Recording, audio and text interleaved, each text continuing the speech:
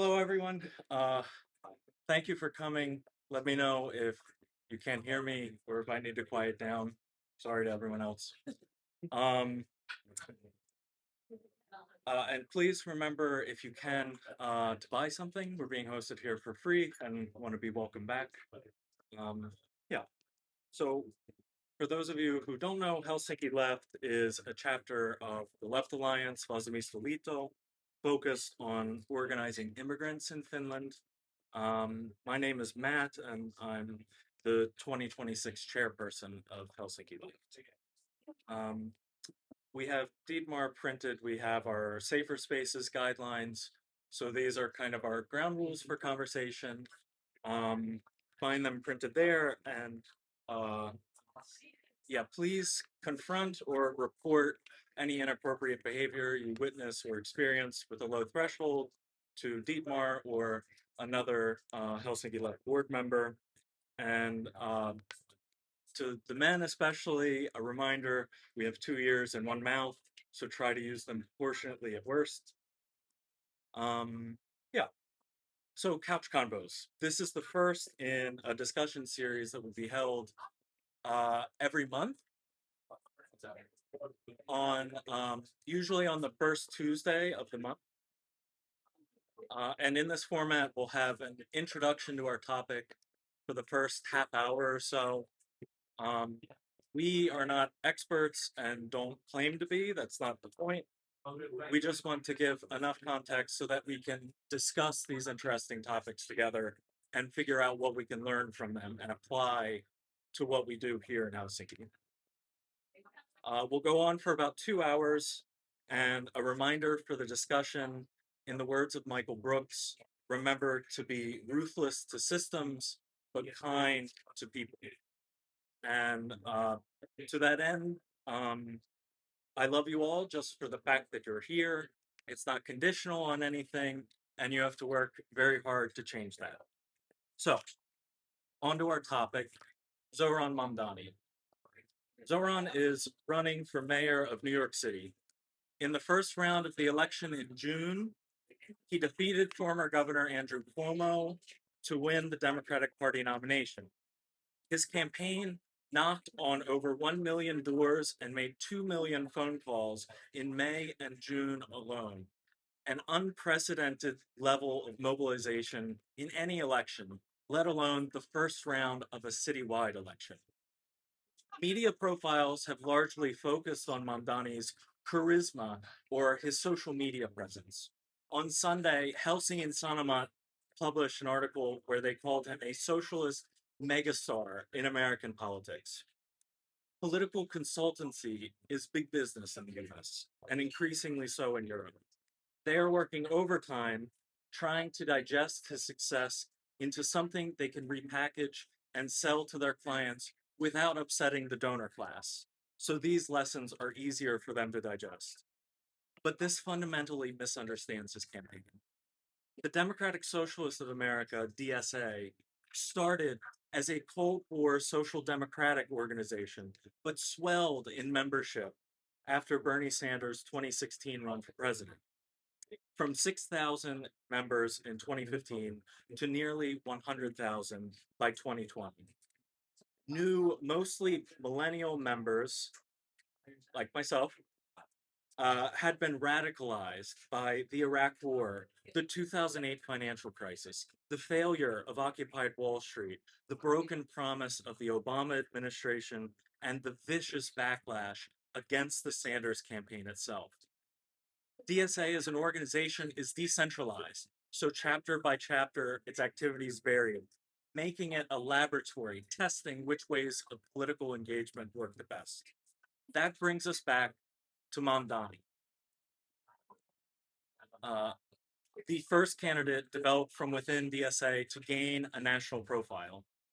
He joined DSA in 2017 and volunteered on local campaigns for Palestinian Lutheran minister Hadir el-Yatim, journalist Ross Barkan, and public defense attorney Tiffany Caban. All these campaigns ended in defeat. But DSA and Mamdani developed from every race, win or lose, tips and credibility And most importantly, the candidate himself would not have existed for an opportunity like this. That slow building capacity won Mamdani a seat of his own in the state legislature in 2020. Mamdani has taken inspiration from the sewer socialists of Milwaukee, who came out of Eugene Debs' Socialist Party in the early 1900s. The last of the sewer socialists, Frank Zeidler, was mayor of Milwaukee until 1960. The movement survived two socialist purges in the Red Scares after both World Wars by establishing themselves as principled and incorruptible, by building social and political bonds with labor and social movements in the city, and by delivering material gains for the people of Milwaukee, taking their nickname from its world-class sewer system. Bernie Sanders, who cites Eugene Debs as his main political influence, was elected mayor of Burlington, Vermont in 1981. Right now, New Yorkers are casting their ballots in the final round of the mayoral race. Zohran Mamdani could become the first socialist mayor in America since Sanders. So, that brings us to our discussion. And I want to hear from you two. Your perspectives and backgrounds are a little different than mine. So first of all, Nitin, can you talk about Mamdani as a person, his personal background, and what that brings? So first, I want to welcome you all to our first couch conversation, which Ditmar and I had been thinking about trying out as a format. And it's not easy in a public setting like this in a bar where you can't hear everybody very easily, but I appreciate everyone being patient and being part of this informal setting.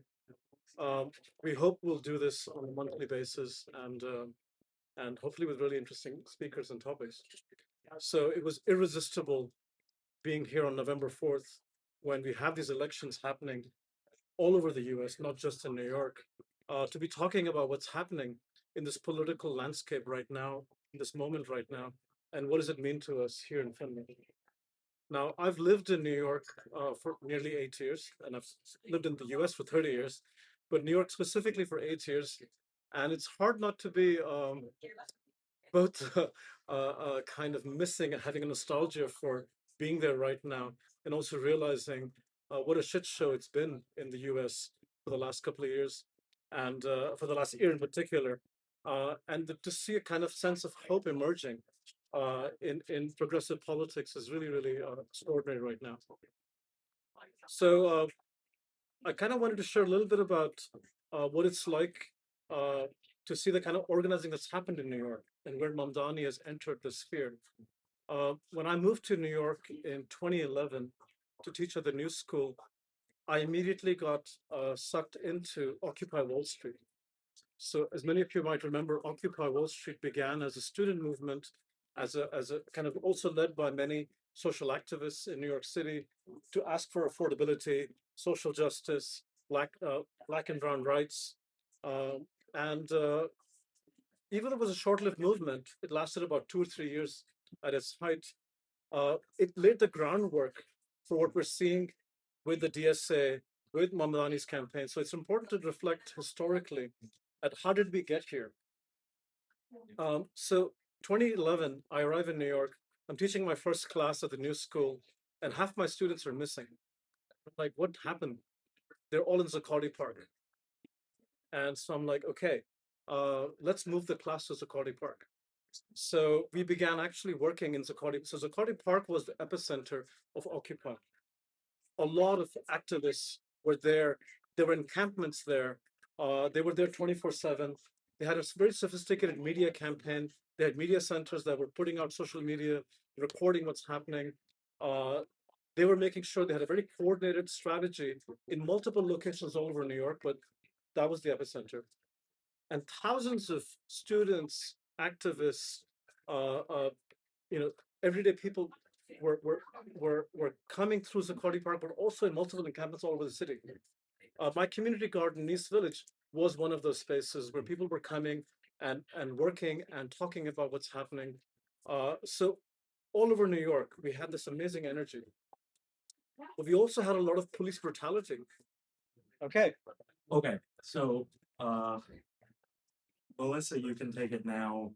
What has stood out about Mamdani's campaign to you? What's new about it? What's exciting? What do you think we should learn from it? It feels a bit silly that I'm the first one with the mic when there was such really knowledgeable and good interventions earlier. So hopefully I can add something to this conversation, maybe a bit of biography for me as well. I originally came to Finland in 2006, so I actually only lived in the United States for about 22 years of my life, and of those 22 years, I was in Montana the whole time. So Montana is a very different context from New York City, as you can certainly imagine. But one of the things that I was thinking while you both were talking is how important the echoes of this election will be also beyond New York City, and also to a place like Montana, which is, especially in the past two elections, it has become overwhelmingly Republican. It has become overwhelmingly a red state, conservative. But there has always been, and there will always be, even in these red states, pockets where there are progressive movements, but more than that, the concerns that the progressive movement, and I think that Mamdani's campaign has done so well, he is talking about issues that matter for everyone. It kind of moves beyond leftist or right or whatever. This is something that everyday people are struggling with. And when we're talking about the cost of housing, you wouldn't believe it, but this is also the case in Montana. Housing prices have become so high that if you have a job that is based in Montana, you are not able to buy a home. You are barely able to make rent. So the kinds of issues that he is talking about really matter beyond New York City. And I think putting them on this kind of national agenda is something which is going to be so important as we look to the future, as we look at local politics moving to the future, because I think one of the lessons that we have seen, and I will come a little bit to Finland in a second, is that this kind of, you know, trend which has been happening to just move everything to the center, to make like the least interesting political argument, we're seeing that that doesn't actually work anymore. But it's making the argument about things like affordability, about things like public transportation that actually works, and that this move to the center is not going to be what attracts people to come and vote. As I said, I moved here when I was pretty young, and I've almost been living in Finland for longer than in the United States. So I think one of the things that I wanted to reflect on is what we in Finland and what the politics in Finland, or politicians in Finland, political movements in Finland can kind of learn from this campaign. And I think there are probably plenty of people here who can also comment on this. But there are a few things that I was thinking about in relation to this. And one of them was this absolutely incredible activation that we have seen, this kind of mobilization of volunteers. I don't know how well this actually fits into the Finnish political movement, but one of the things that, I mean, the way that politics is normally done, as I observe it in Finland, is that politicians will run with a kind of small, highly organized core group of volunteers who do the flyering, who do the really like basic work of the campaign. But there isn't a huge mobilization of volunteers to help contribute to the campaign, as much as politicians might wish to see that, or maybe candidates would want that. And I think this would require a little bit of a shift in the way that we think about how to do politics, but to actually build, and I think it's a point that you're going to get to at some point, a kind of group of volunteers that are really inclusive, that are bringing together the kind of broad spectrum of people who are affected by the issues on the left, the issues that candidates are hopefully talking to, and thinking specifically about leftist candidates, to have a wider base of volunteers. I think that is something that would be really effective in Finland, and would be a really nice development in how we are able to and he saw New York as a creolized space. So he's a South Asian in Uganda. Yeah. And he's a Muslim in New York. Yeah. And he makes no apologies for the multiplicities of his identities. He communicates in Spanish. Yeah. He communicates in different languages in an Arabic register. Yeah. And I think I would love to see, what do we think of Finlands and like migrants outside of their political identities, but recognize their culture, and to not accept the majority as a norm. I think Mamdani resonates with me because he never tried to be an American. He saw his story as part of America, and that is a different way. So the racial self-making that usually has to happen, or the national self-making to say that he was equal to someone else.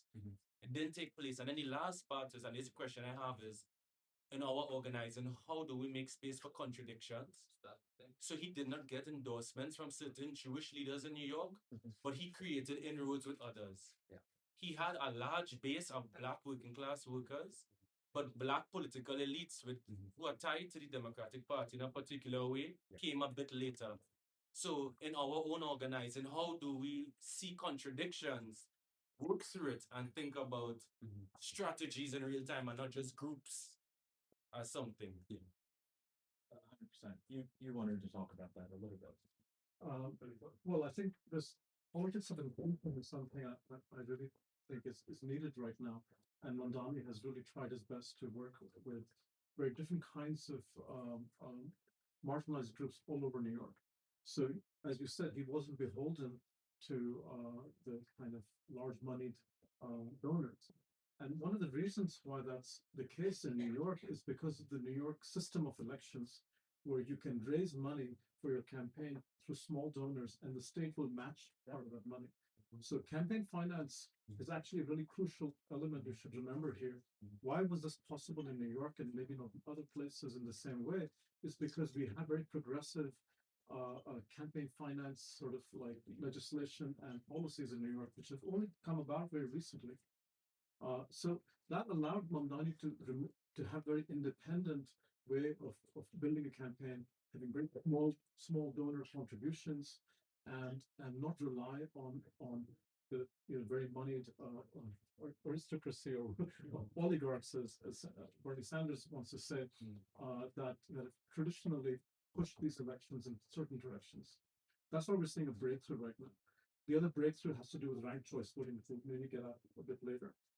But maybe more to your point about solidarity with Black and brown communities, which already began from Occupy. That was a really important facet of Occupy, but also working with Muslim and many other marginalized voices in New York post 9/11. They've never had a really strong voting sort of ability or to get candidates out there, because they were always very marginalized and scared of being in public life. And Zohran's broken that mold very directly, openly running as a Muslim person of Indian descent, African descent, coming into the fore. And as you said, his most recent campaign video, where he spoke in fluent, actually, I can't even judge how good that accent was, but in very fluent Arabic, speaking to Arabic language voters all over New York was phenomenal. And he's done that in Spanish, he's done that in Gujarati, in Hindi. So he's definitely trying to find inroads with as many segments of New York's population as he can. And that's really crucial. And that's something we have to figure out how to do in other European contexts, where I think our elections here still remain very homogenous and not as heterogeneous. Maybe I'll pause there because I think I have some more important points. Did you want to say about? Yeah, maybe just a few. Yeah, we'll make it work. Maybe just a few words. Still thinking about how to kind of look at this from a Finnish perspective, and really this kind of inclusion aspects, because I think when we are looking at what the situation is now, and how we can really build a kind of voting base, especially if we think about 𝗭ǒciv𝗵𝗍𝗆 or some of the more leftist parties. One of the ways that we have to do this, of course, is by thinking about how can we make our spaces actually inclusive? What does that mean? Sentiments like, I don't understand why immigrants don't vote more, especially Black and brown immigrants. Can't they? I mean, basically the sentiment, don't they understand what's good for them? And I think this is obviously completely odious perspective to have. And if you come into any kind of organizing work with that kind of a patronizing attitude, you're screwed. It's over. So I think what's been critical about Mamdani's campaign, and something that like I've really been inspired by, is that he has all these independent groups, Pakistanis for Mamdani, or South Asians for Mamdani, Muslims for Jews for Mamdani, that um, the campaign has enabled people to self-organize in their own communities. And the reason that there was buy-in for that project is that Mamdani precisely has been a movement organizer for years and was toiling away and doing things for people in total obscurity way before this happened. So that's kind of the thing. If you go into it with the mindset that like we're going to build this in one campaign season or something like that, not going to happen. But the fact that he has been so visible organizing within working class communities for years, like with the solidarity hunger strike with the taxi drivers. I mean, there was even, this is kind of a random one, but there's this Humans of New York account that was big in the 2010s, these kind of candid shots of people on the street on social media. And the owner of that account posted a DM that he had gotten from Mamdani like 5 years ago. No one had any idea who he was. And Mamdani didn't ask for anything. He just talked about the taxi drivers and said, hey, we're having this like labor, event, and you should come talk to these people because they're really interesting. They're the heart of New York. And he posted that recently, that he didn't even know it was in his DMs until he did a deep dive, and then was like, okay, wow, this guy has been walking the walk for a long time. So yeah, Can I just yeah, like yeah. sorry, you reminded me exactly of my point, which was about, how we are really seeing in Finland that immigrants are not going to vote as much as they could be eligible to. And I think part of the problem, and where we have failed from the leftist perspective, is in exactly this kind of attitude of we want you when it comes to voting, but there's not really a longer term engagement with marginalized communities that don't that sit outside of the marginalized communities that we're used to engaging with. And I think where we should be learning lessons is how to actually organize, how to actually move outside of our own circles where we have been sitting for so long, quite happily and comfortably, and really engaging with the very impressive activism that is already happening right now, and that we have seen a lot of in Helsinki, in Finland, especially when it comes to the Palestine movement, but there is plenty of other movements as well. Rather than, I want you because I want you to vote for me, but let's really find ways to be inclusive, to talk about things in a way that we can hear one another. I think this is where we have been failing spectacularly. Yeah, and I mean, when I think about my own political education, I think the thing that was most revealing for me was canvassing for the Bernie Sanders campaign in 2016, and seeing how vicious the backlash was, despite how mild the demands were. Literally just healthcare. I mean, it was really radicalizing, and a very important, like, in my political education, is seeing like even kind of left liberal writers and journalists and people I had some kind of respect for suddenly acting like Sanders is the end of the world. And you kind of go, oh, okay, there's something more going on here. So I think like that's the big mission, is like, how do we get people into a mass movement together and just fighting those battles? And even if we fail, then we learn something that's really invaluable together. Traditionally, and I've been growing up in Finland, so my political education comes from the Finnish basic education. So, is that the most important thing is to vote for the right party? We are not so individual as the United States. So you've been just talking this great hero, which is gathering people interest. And I was wondering that I'm not sure if I would like Finland to become like that. And then if you think the Swedish election system is very different, you first and most vote for a party, which is actually then selecting who make it candidacy. And I was thinking that how do you feel about these differences between the systems and I mean it's a cultural thing very much. You emphasize the individual or certain collective value basis which you vote.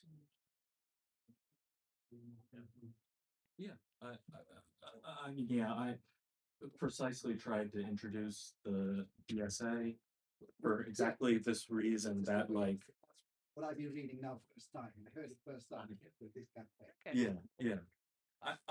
So that's the thing that I want to emphasize is like I'm not taking anything away from Mamdani.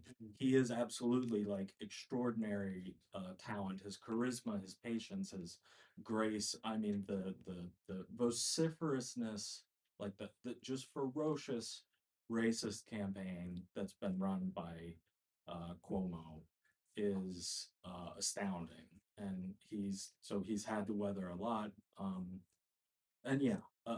But the thing that I would like to emphasize is there are Mamdanis everywhere, and like it should be the goal of a left mass movement to find them, develop them, lift them up, like and through shared struggle and leadership development and these things, like So is exactly to try to not go to this like US brained like, okay, there's this one charismatic hero who's going to save everything kind of thing.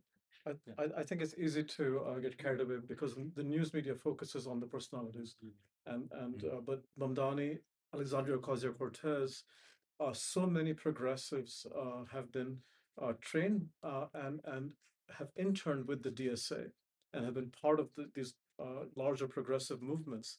And I trace it also back to Occupy. A lot of the kind of political development and growth of the movement also began in these protest movements.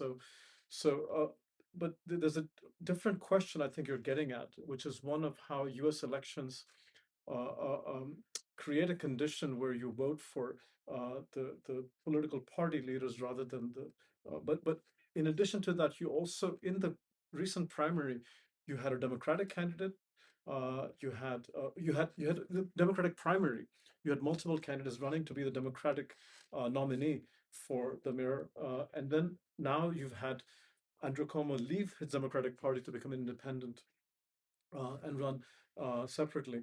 So these allegiances are also kind of, let's say, fluid. And I think that's the nature of the US political system.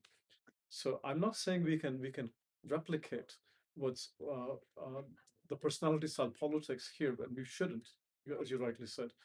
But there are some very crucial elements of the connection of voters to people with vision who share who they see themselves in. So the challenge I think in Finnish politics for immigrants is they may not see themselves in any of those Finnish political leaders. So how do we bring a diversity of leadership in political office, so people can see themselves in those? A young Somali person can see themselves in someone else's politics. So I think that's the thing maybe we have to think about. But I want to open up several hands. Maybe we'll take 2 or 3 at a time, and then we can have a conversation with everybody.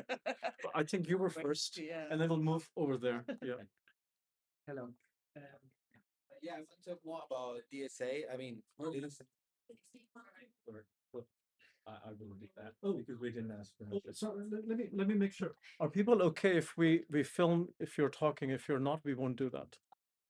Does anyone, if you're not, please raise your hand and we won't do that. Cut me off. I'll put you.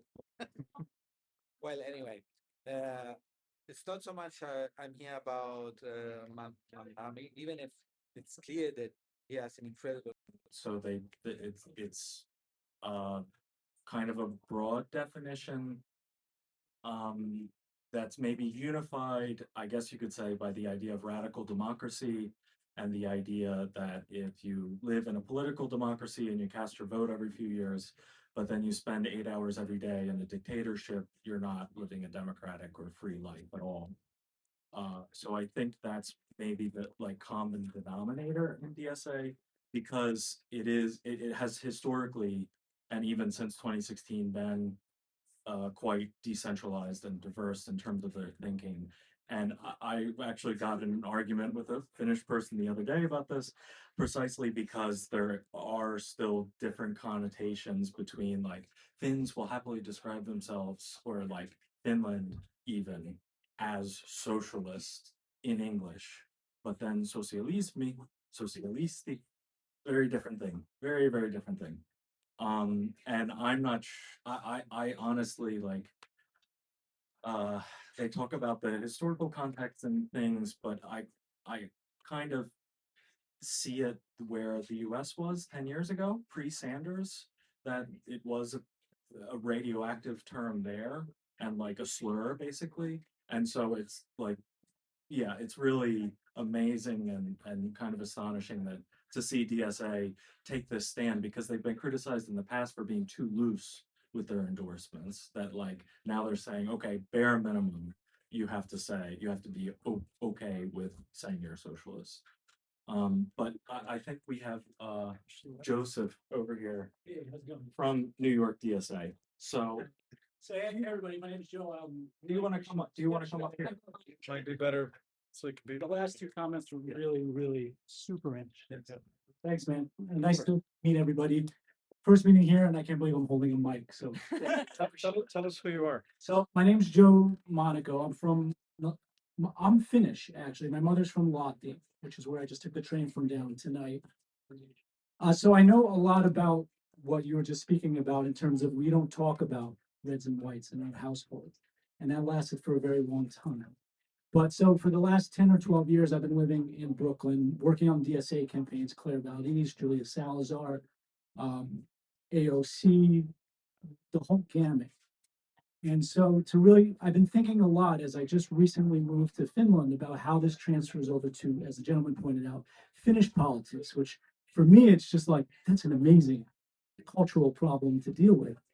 But it actually, when I was looking at the numbers of the voting and what was noticed in 2015 and 2016, as you were saying, what really drove the numbers up in DSA was really the Trump election, which followed Occupy Wall Street. So you had this kind of like ecosystem in New York City where organizing became not only possible, but it became also like a social event, something that people wanted to go to because they were feeling literally in their bank accounts the problems. If you really step back and you look at Finland, you look at like Helsinki, you look at East Helsinki, geographically thinking about Brooklyn, about the different districts, about the municipalities in Finland, about who are owners and renters. How many of you own a home? Glad to have you here, but how many of you rent? That's what won DSA elections in because if you look at I lived in District 18 with Julia Salazar, who had a very public battle over housing, and then we joined forces, and then we were all happy again. But then just up the block is East New York and Cypress Hills, and you're talking about Claire Valdez. And really what Mamdani did is overturn an 8-term incumbent. So really, if you look at the numbers here in the municipalities in terms of how it translates over in terms of elective strategy, in terms of how DSA actually really got down to the nuts and bolts of strategizing about how they looked at the neighborhoods. Mamdani's assembly campaign was in Astoria, and Astoria was specifically chosen. It wasn't a happy accident, because Astoria has always been neglected with long-term incumbents who win easily by a few thousand votes. A lot of the issues that everyday people in Astoria deal with, the taxi drivers, the professionals, the nurses, you name it, they were completely ignored And what was being eyed by the political establishment is that really valuable waterfront in New York that nobody knew was very valuable. Prices. We are already seeing that a lot of people working in Helsinki are not able to live in Helsinki because of rent prices. We have 𝗭𝗺𝗃, the transportation company, raising the costs for a single ticket and all the prices. Once again, we are seeing these exact same issues that Mamdani is talking about actually here as well. So I think these issues are also relevant, and this is something that we should be building on, is really these kind of things that are universal, that are affecting so many of us. And still about which you so elegantly put about how to do this kind of organization within campaigns, but also within associations like Helsinki Left. This is one of the things that I think where there is, of course, a very different approach in Finland to politicking and to doing politics. But this is precisely where I would see that we need to do better and that we need to learn more. And I think Helsinki Left, because we are so focused on a different kind of constituency than even 𝗏𝗍𝗵𝗃, we are looking at such a, well, not such a different group, but I think we're looking more directly at different groups. So what I would love to see and to think about is the best way to really build our own capacities as an association, as a group, to work together, to campaign together, to turn you all into volunteers, into people who want to run. And I think this is something that we have a lot to learn. And maybe coming also to your question about Helsinki Left and the kind of let's say lack of a stronger statement since the first statement regarding Palestine. I think one of the things that is also true is that because Helsinki Left is really immigrant run in so many ways, so there is a lot of learning that we are also trying to do in how to run a kind of chapter of a political party and how to make it relevant and how to speak to the many different groups that are maybe looking to us for speaking to issues that are important. And I would really invite you and hope that you would be willing to also kind of contribute to thinking about how to do this better, because it's a process that we have to learn rapidly how to do better, how to organize better, how to kind of speak better to everybody that we want to be speaking with. So this is a bit how I see the tension at the moment, and where we also would need to do our own learning as Helsinki Left. Should we take some more Yeah. remarks and questions? We'll just go around. Yeah. So my social circle, I guess, is like secular Jews, and it's been a good thing to see in this context of like there's been the Mamdani campaign has sort of fractured the Jewish consensus around Zionism, which I think is really important, and seeing the emergence of organizations like Jewish Voice for Peace and Jews for Racial and Economic Justice, I think this is really important long term. In changing this sort of consensus around Zionism for Jews, and there's been much more space for anti-Zionism nowadays. I think, yeah, that's just been something that's been really exciting to see. I think now, like maybe a third of American Jews are anti-Zionist or rightfully see what's happening in Gaza as a genocide. That was something I think it's like there's that's been exciting to see. Also, I'm pretty nervous. I hope he wins. Who's checking the polls? That's why I'm Good news. I don't want to be checking the poll. Yeah, I think it takes a lot of courage for an American politician to take an anti-Zionist stance. And it was possible for Mamdani for many reasons, partly because of his upbringing as somebody with complex understanding of the region, of having done solidarity work on Palestinian Jewish issues, and also of not taking AIPAC money, which I think is a fundamental thing that has to change in American politics. Without campaign finance reform, we will always have large lobbies dominating American politics, and AIPAC is one of the most strongest ones. So I think it's showing cracks. This is one of the most interesting things. It's showing cracks in the American political system, and that's one of the reasons why the center Democratic Party, the sort of like the mainstream Democratic Party, hasn't immediately embraced Mamdani, is because they're nervous about that issue. causing them trouble in being able to fundraise in the future, which is really interesting. But I think it's showing that it's possible. Yeah, we're gonna have like mainstream Helsinki Left hasn't made, but DSA is now, in principle, an anti-Zionist U.S. political party. And as you said, that's a difficult thing to accomplish in the U.S. because of lobbies like IPAC. Finland does not have an anti-Zionist political party. And so I think like the stronger version of the question that was asked, not about Helsinki Left, is what will it take to get an anti-Zionist position from a political party in Finland? And I guess the political party in question is 𝗧𝗵𝗲. For all of the rhetoric that's been published by party leaders, they are still a party that supports Zionism. So what will it take at this point to get that to happen? And we don't have that. So why isn't it happening? What is needed? What are the obstacles?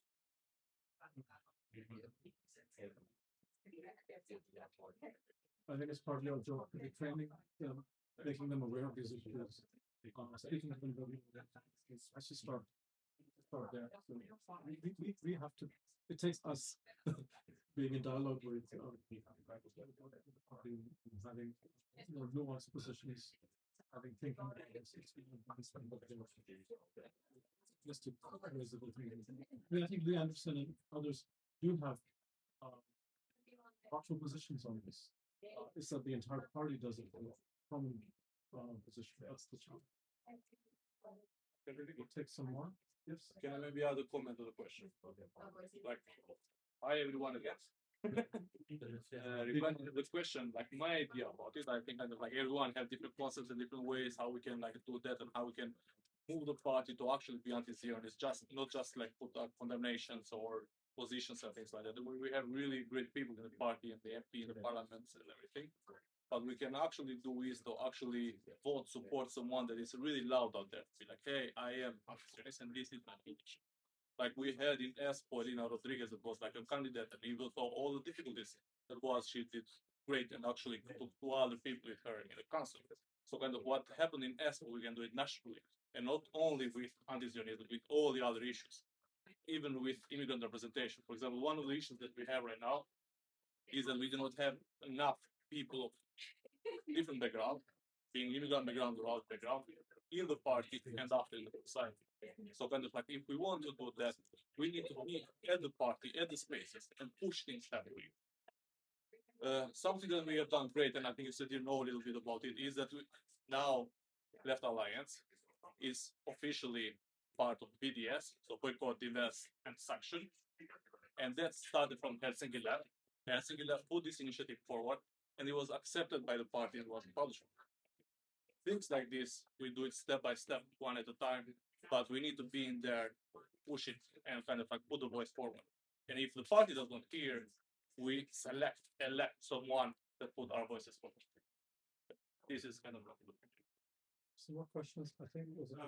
yeah, I guess it's not related to this what we were just discussing, but like overall thinking when we're discussing about how to mobilize immigrants and get them to vote 𝗧𝗵𝗲 and so on, I think like I think relevant point is that at the moment, if you think about immigrants or people who are in statistics are people with not something else as Finnish or Swedish as foreign language.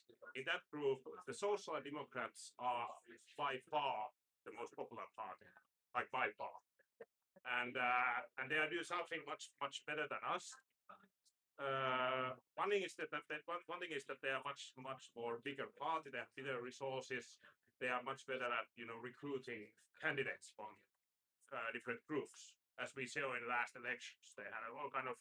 They are like more like Somali background people in city council now, and they are Social Democrats, and so on. We had some of them, and why is that?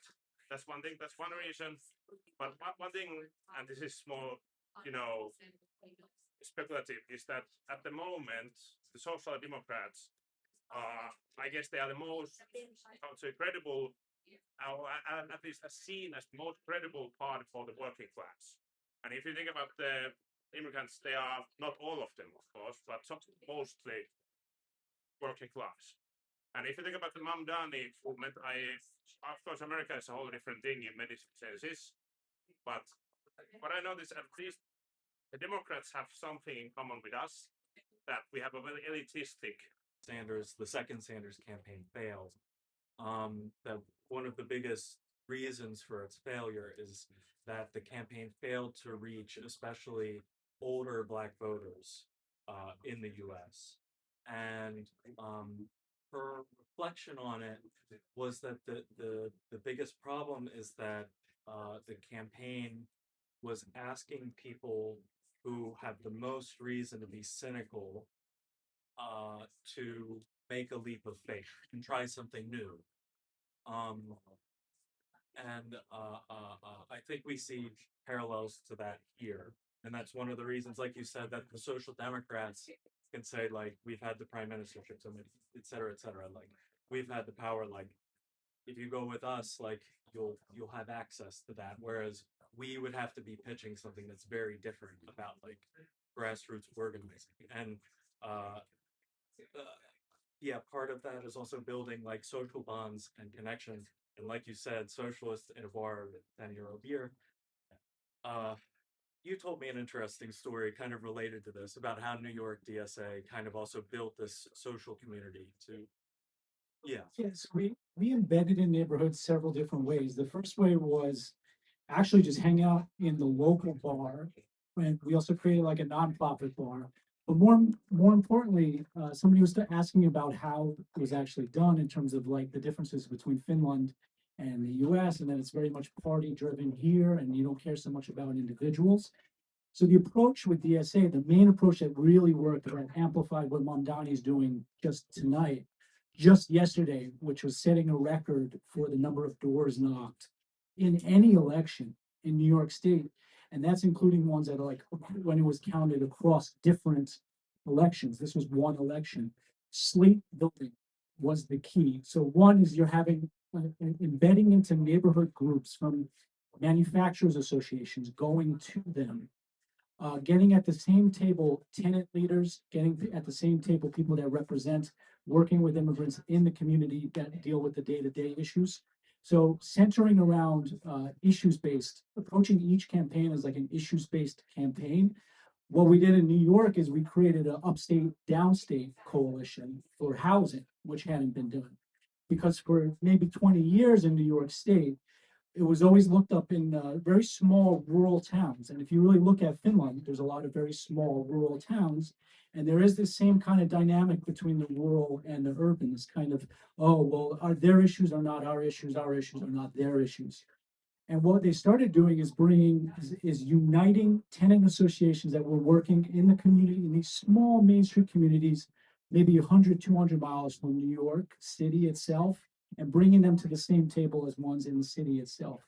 In that way, you've created this kind of ecosystem that naturally reduced and removed this kind of like academic in the back room, we're going to figure it out and then bring it to you. So it's being at the church, it's being at the mosques. And then it got to the point where we knew we captured something when we're sitting on a street in Brooklyn, in Bushwick. And I don't know how to describe this accurately for anyone in Finland, but someone came up yelling at our office, you guys do not know 𝗭𝗵𝗿, you guys don't know what Brooklyn's all about. In about 5 or 10 minutes of because we actually knowing who owns that block, actually knowing who he's talking about in terms of who the community leaders were and are and have been for the last 20 years before DSA was helping to organize that all together. You know, within 2 weeks, this person was campaigning for our person, Julia Salazar. So I would just say is getting internally is like where you figure out some of the numbers and the messaging, but constantly testing the messaging and nightly data entry, nightly reviewing internally.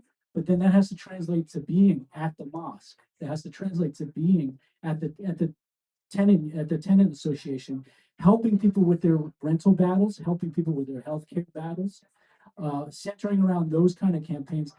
Finland has a wonderful history of union organizing that is getting blasted right now. Currently, they're proposing raising the age of retirement. I mean, if you look at the messaging from certain parties, I guess I won't name them too explicitly because I'm new here.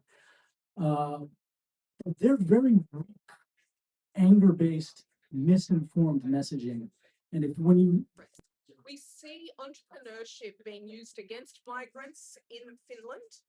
And I think that that's something that I think the left could do something more to support in Finland.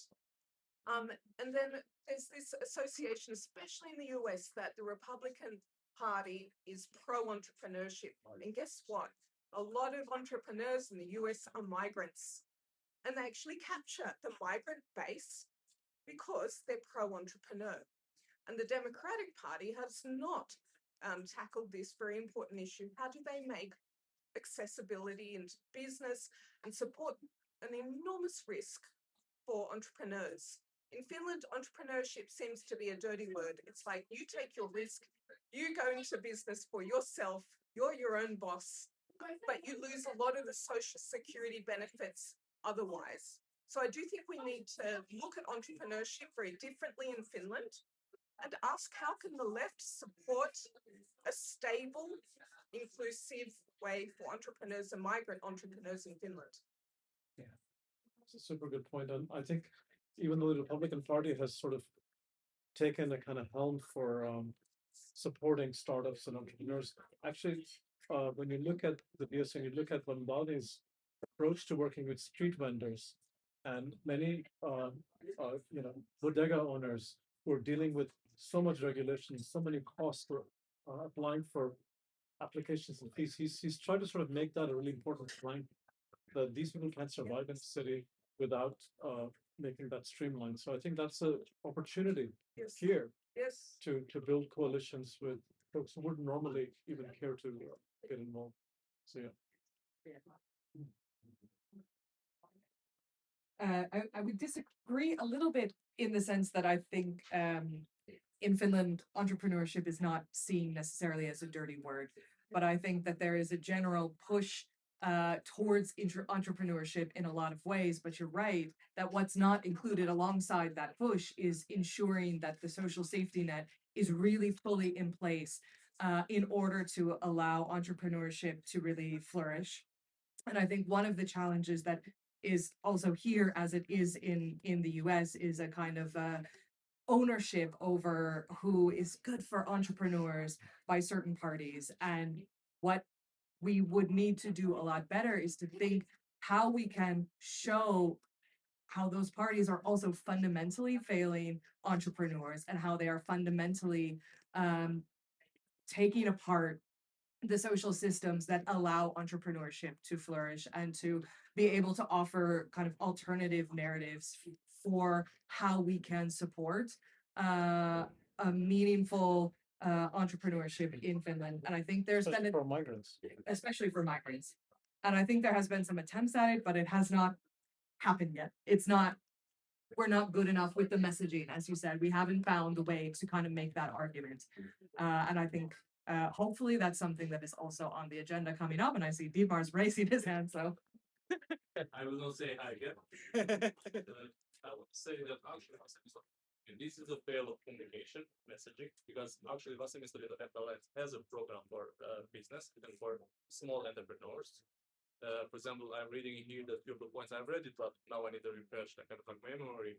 Is that kind of the diversity of entrepreneurship must be recognized, or the social and financial security for entrepreneurs should move towards basic income, and hiring the first employee should be made easier, and also removing all VAT under all the way to 30,000 euros. So all these are really important points. So if you are interested, especially for us immigrants, quite often our only way towards the job market is toward being an entrepreneur. And sometimes it's even for the smallest thing as being a Volt career, but sometimes it's for being like a hairdresser or a construction worker or whatsoever, and you still need to do it through the entrepreneur way. Or sometimes you just want to open your own business, and that is amazing. We should be able to do that. And I think kind of yes, so I think it's really important to have ways, especially the small business or even medium business, kind of like support them. For that reason, unfortunately, it's only in Finnish, but I suggest to check the Left Alliance website and Uniarts. They have a program in there that have really good points. talking exactly the point that if we think how to specifically talk to entrepreneurs that are immigrants, like this would maybe be a really good issue that we could start to build a sort of Seen Mamdani's halal cart video. Have you seen this? Yeah. So I think he handles this issue perfectly because he approaches halal cart owners on the streets of New York who have these these food carts offering traditionally very cheap food, and he's asking them, how much do you have to charge now? And then why is that? And then he uses that to bring up the city's really bizarre and arcane permitting system that cost was it like 8,000 30,000 to finally get a license. It's very expensive. 30,000 to get a permit to have a food cart. And then so he approaches these people directly because these are entrepreneurs, but they're also people who are struggling to make ends meet. And he uses that to connect it to the rest of the residents of the city and say, this is why you can't get an $8 halal cart here anymore. And I, as the mayor, can fix this on day one. So you kind of tie it, like, it's not just a kind of general idea, but it's super concrete. Like, you want your $8 halal cart back, you can vote for me and I'll do it. And this is something that it's like a populism that the right wing is very good at, but real. It's like a more honest version of like Doug Ford, who is a local politician in Canada, ran on this populist message that you're going to be able to buy beer for $1 again. So it's like that, but less stupid, basically. Yeah. Should we take some more? And I'm mindful that some people might not stay forever, so we should. I think it's a really important point. I think if I really politics again, I think the left has lost a lot of small business owners. It's hardly make living. Research and all these people who are now voting the far right. Yeah. And I think you could do it much better, but maybe it goes through the immigrant population, which is of course that's as is growing. That's right. Please focus on those. That was a pretty push. Issue, which is really what I understood from the research that the far right team getting a lot of votes on these, hardly making living by running a small business. I think there was some more. Did you have your hand raised, or was it someone else? Yeah, she had a raise. Yeah. Yeah, please go ahead. I actually, I kind of like already kind of talked a little bit earlier than this, so I'm gonna kind of roll back to the topics before. One was just before she started to talk, was that like it kind of like got me thinking that we are all the time talking about like immigrant participation in the politics and how to kind of like to make the voices more uniform and heard. But then in here, just like starting like locally and small, kind of ignoring the whole how can we transfer like what works in US to what would work in Finland. We have like not so underrepresented like female parts of the audience, and we are looking at the minority, like how their voices can be heard. But we keep circling back to the same individuals giving their opinion, but we're trying to create the equal kind of like the voice entry to represent the whole minority part, but we are not even hearing the half of the population, like not even the minority of like 30 people here represents like what is their side of like opinion on the whole topic. And when we think that way, we have like the whole kind of different approach to the problem, where we are talking about a campaign that is represented to the people, but to which people? It is to the immigrants, it is to the people who want to be heard and talk about like what is that they want to have changed. I don't know about my friend, but there is also the part of like there is let's put it that way, like female part of the population where we have like the different type of visions on like how to approach the issue, like more from the emotional side, regardless that politics is business over itself. So when we look at the issue of society, like when we are talking about US itself, we have like a very loud type of lyrics or and talk about also like strong statements like you're selling the candidate that is selling, but how much is that actually transfer? Finland, but at the same time, the point that I've been trying to make tonight is that there are areas where there are similarities, and there are areas where we can kind of transfer some of these ideas, especially issues.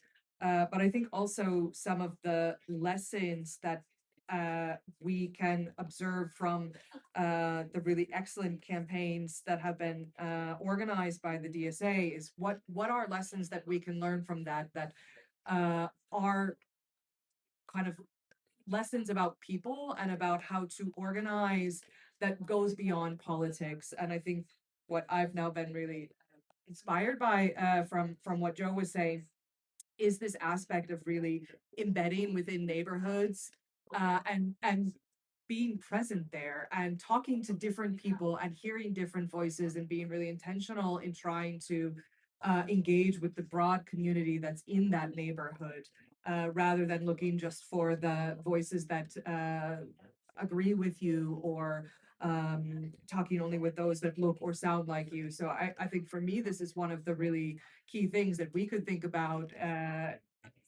we should be thinking about in Finland moving forward, how to build a like meaningful political movement. So I think that's where I'm at on this. I don't know if that totally answers your question, but that's how I'm sort of taking this. Yeah, and I think the notion of the politics of inclusion have to mean that we do have the ability to listen to very different voices, even within our own circles, and we may not agree on everything. And I think that's some of the lessons we're learning from the Mamdani campaign is that he's tried to do that, and he's even said that when I hire people to work with me, they don't have to agree with all my politics, but we have to have the same values. And so how do we create true participatory democracy where we allow those kinds of conversations to happen? I think these kind of small spaces are a starting point, but it also has to happen in neighborhoods. Also, I was going to point out that Mamdani tried very hard to have allyship with the right context. So with the taxi drivers, Bangladeshi taxi drivers who were having a high rate of suicide in New York because of debt. He had a hunger campaign with them where he spent days to a hard-won fight working closely with them, and that was a year and a half, 2 years ago. And now when he's running, I mean, they clearly see him as somebody they can trust. So building trust takes a lot of hard effort. It's not an easy thing, and I think, like you were saying, politics doesn't start by building a campaign. It starts by actually working in communities, building that trust. It takes 2 or 3 years before you can get to a place where you have that position. So, and same for the nurses. He also showed up for the nurses when there was a public-private pay gap. Right. Right. Or sorry. So. I have experience before, but I am not good English. Yeah, you can translate. Yeah. I am عربي. هي تجربتي أنا رشحت حالي أنا بالانتخابات الأخيرة، لكن رشحت إني كنت أنا أقول أول عربي أو أول أجنبي أترشح بشكل مستقل، والحقيقة He's saying he ran in the recent municipal elections, and he might have been the first Arabic candidate to run as a جبت بدني كثير خلتني فتى أفكر والتجربة اللي أنا دخلت فيها الانتخابات الماضية، وكمان حاليا عم بحاول حتى بعد الانتخابات أدخل بالجاليات الثانية اللي أتعرف عليهم أنا بنفسي أدخل مع على جروبات على السوشيال ميديا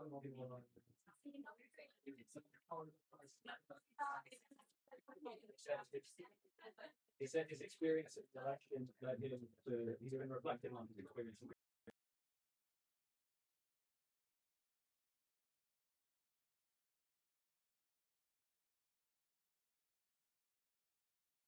Their online, whatever, chat groups and things like that, or by going to their events personally and getting to know them and making a connection. والله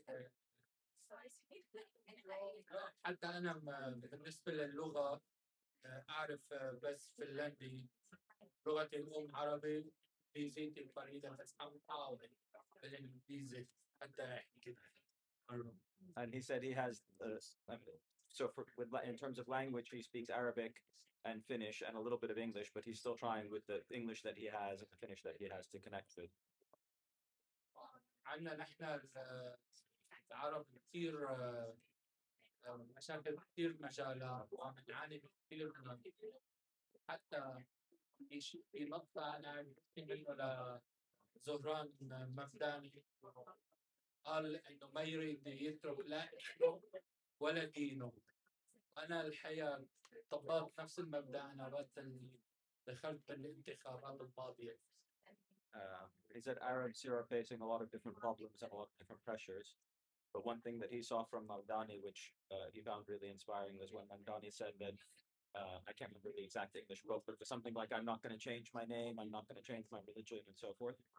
And that he was doing the same thing during his campaign.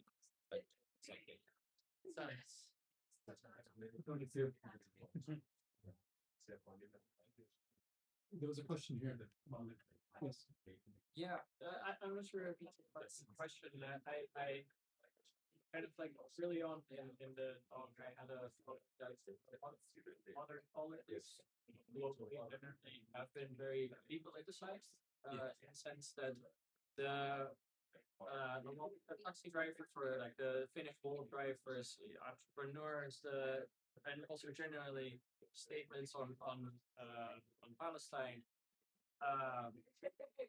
And I feel like it's for the political parties. I don't know if it's difficult, but it seems hard for them to like actually make political statements and be connected and have this communication that you have been talking about with the people essentially. And well, I guess my comment more so is that I like the direction of where this conversation went, of finding that connection with the people and trying to like actually represent people. Because like politics should be about representation and yeah, I think that's very important. I like that. That's a good point, because often we see that the policy platform dictates how the campaign is run rather than building it from ground up. And I think that's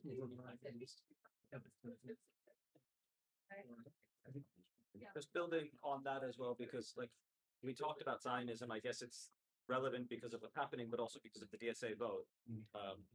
But I think internationalism is really more the thing than anti-Zionism. And I think that's where the apolitical nature of the parties is really seen, because whatever little gestures and moves they've made in terms of Zionism or Israel, they've done nothing in terms of Sudan, Congo, the coming aggression in the Caribbean, and all of the other things. So there's this very narrow approach to engaging with politics and with topics. Yeah, exactly. And I guess that's really only a Finnish politics problem. I think that is a bigger problem. Well, it's definitely a Finnish politics problem. Yeah.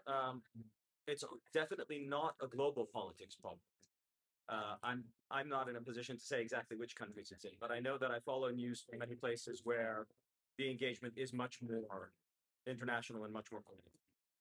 And so I guess to turn that into a question, it's basically the same question as before. How do we get the parties to do that, not just on internationalism, but on politics in general, to be political? How do we get political parties to be political? Seems like a low bar to get over. Yeah, the bar is low. Sorry, invite them to have these conversations with us. them. So I think we should be having meetings. I've actually been to Parliament and I've had conversations over the things about positions that they hearing. We have to take that very proactively. We can't just wait for them to listen to what we see on social media. We got to do it like have a constructive process. So it's not because of disinterest. I think that I'm just thinking about what is it that was on my plate. So how do we influence that? Yeah, I guess like just my quick reflection or response or offering in terms of that is I don't know if it's necessarily about like personal lack of information, personal interest, etc., versus structural features of the parties and the Finnish political landscape and Finnish society. And so I think it's the approach to me seems to be more in that direction. Yeah, I think the depoliticized nature of the society has a lot to do with it, and like the fact that voter turnout is relatively not so good in this country, and that so that there's a mass of people who are not organized that we can tap into. But I mean, in terms of like international connections, I was the Mamdani as a topic was Nitin's suggestion, and I was originally very hesitant because it being a US related topic, especially for our first conversation, and I think our strength in Helsinki Left that we have to build on is that we have people from so many different traditions and backgrounds that they can tell us about what the movements in their countries did. And the US is the most talked about one. So like, Doesn't have to be us. yeah, but I mean, you were actually right in the end because all these people were interested enough to come, and thank you again. But you know, I threw it out to 𝗵𝗄𝗃 earlier that could we talk about the legacy of liberation theology in Latin America and South America and Catholic socialism and like all these movements that have come from around the world and exploring what personal connections we can make, bring those people in even to a format like this, and that's where it has to start from below, and that we have to take people in and develop that perspective and put that pressure upward on the party by doing that. And I mean, to that end, like it was a happy coincidence meeting Joe with his experience in New York, just because he commented on our Facebook post. And so that's the thing, you put yourself out there, and that's part of how you make those connections and develop that international perspective more. Yeah. Can I just respond to this? Sorry. Oh, Are you going to respond directly to this? I think it was, but we'll start with you. Yeah. Just quickly to add on this point, because I am in the same direction that, you know, one of the ways in order to start pushing things and changing things, which Sudhir, I think you're probably on the same page with, because you have been joining boards and you have been becoming active. And I think it's really, as you said, building this grassroots movement and then utilizing the existing structures in order to take the movement from the grassroots up into the structures. Because if we don't find the ways to kind of be part of or engage with, get inside of those structures, I have a hard time thinking that we'll be able to make any kind of meaningful change. So for me, this is one of the ways. It's not the only way, but I think if you're interested in doing some kind of change, being part of the change in the system, then you have to get involved. Two comments. I really like what you say. I think that's almost like a European phenomenon that Belgium was able to be running without a government for 2 or 3 years. So the whole system, like democracy, doesn't exist in that way. You know, the businesses or whatever are running the countries, and everything goes smoothly, and people don't even notice that we don't have a government. And I think we are a bit in a similar situation in Finland too. We think that politics is just taking care of the business. And in that way, the example of New York is really like uplifting that somehow someone is really talking about the politics, like the real problems of people's everyday life. and therefore I really appreciate that you organized this event too. And like, I mean, we are all probably comes from quite privileged background and been gathering in here to talk because we are following the New York politics or whatever, be living in there. But maybe if you want to continue this format, that let's make the next one in Kontula. Let's find a bar from there. Just take the metro a few stations back to east and do it over there. Yeah. And sorry. And related to that, and to the point that you made earlier, that exactly this is not the format we originally envisioned, because we're victims of our own success here. So in the future, like for the next event, we want to, like, it will be a focus to find a space where we can you know, have a microphone that can be passed around, or just something exactly to make it more of a horizontal thing and like it. So that was, yeah, glad that you made that. Yeah, I think the idea of the couch conversations is also to talk about all kinds of things. Politics is obviously a thing that we will always come back to, but I also wanted to create space for us to talk about other facets of climate change, with what's happening in our world, perspectives from journalists, artists, writers. So sometimes we might just invite a writer to come sit with us and talk about something that we're thinking about. This can happen in lots of spaces. So if you want to make a kind of comfortable space for different kinds of ideas, so I hope we'll find our way as we go. Maybe this is just helping us bring just some closure, but maybe we can also hear from all of you. Are there any thoughts about this kind of event? What you'd like to see? How can we make it? This is the first time we're doing it, so we're going to see how this goes forward. What are the things you would like to see? I really like the idea of bringing from different perspectives, like sort of expand what does the left look like in my country. So, like for example, I do come from Greece, where, for example, you know, the left has been traditionally strong at some points. Nowadays, that's the lowest, but still, kind of like, you know, like people are there, people are struggling, people can sort of like, you know, be motivated to go behind certain positions of some people if they so kind of like, you know, become, let's say, aligned together. And I think this kind of like, you know, what we're talking about, like, you know, social revolution. What was it, like Marie Glazer said, like, revolutionary movements do not start by contamination; they start by basically resonating, kind of like, you know. And that's what Mamdani did in a way, right? Like they didn't say like, please become a Democrat, like, but like, you know, your rent is high. That sucks. Let's talk about that. Hearing from different kinds of regional spaces of what's happening. Taking what works, so we can throwing away what doesn't work, or criticizing even, you know.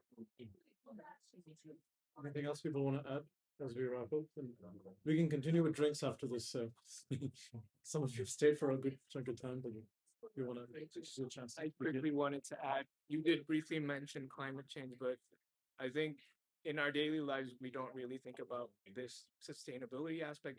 Even in this conversation we've had, I think it wasn't mentioned at all. So I just wanted to bring up that also needs to be kind of a priority for the left, I believe. And I think that there needs to be a voice for that, because I know we're going through these problems and everyone's going through these daily life problems, and maybe the earth doesn't seem to be a problem in your daily life, but maybe just in the back of our minds, we need to keep that included in every discussion. Something is really interesting. We have upcoming sessions, like we said earlier, we want to make this monthly, usually on the first Tuesday. So the next one will be on Tuesday, the 2nd of December, and we'll still have to finalize the venue, and it'll be a joint event with the Swedish-speaking chapter of 𝗭𝗵𝗿 𝗨𝗏. And we're looking for still a volunteer to kind of host and facilitate that discussion, if anyone's interested. Do you have a topic, or do you have a person or speaker? Elena, sorry, I forget her last name, but yes, this was not my doing. So sorry, I don't have all the details, but it's happening. January event is to be determined, and then in February on Thursday, the 5th of February, we'll have the economist 𝗭𝗵𝗶 co-host of the Money, Economy, and Politics podcast from 𝗭𝗵𝗶 𝗠𝗺𝗺𝗺𝗁𝗃 network. So yeah, if you want to suggest a topic that we could cover in the future, just reach out on the Helsinki Left WhatsApp group.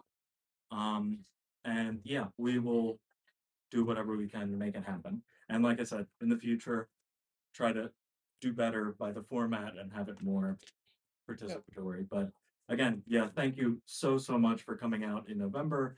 And if we can, so that we're welcome back, we'll try to rearrange the chairs and tables as they were. And otherwise, yeah, And feel have free to a hang have a drink with the bar. So yeah, have a drink at the bar and hang out with us some more. yeah, thank you.